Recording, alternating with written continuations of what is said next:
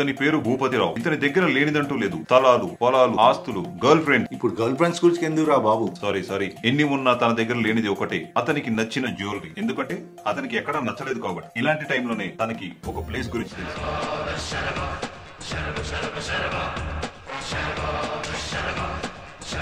నమస్తే సార్, ఏం చేస్తారు సార్? రావు, భూపతిరావు. అయ్యో, ఆ కలెక్షన్ మా దగ్గర లేదు సార్.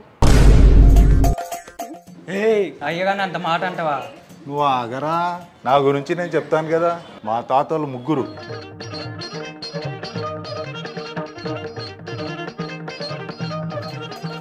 సారీ సార్, మీరని తెలియక ఏదో అనేసింది.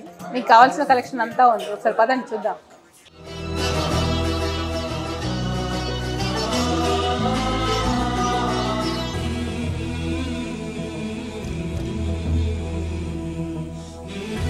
ఏంటి భూపతిరావు గారు బాధపడుతున్నారు?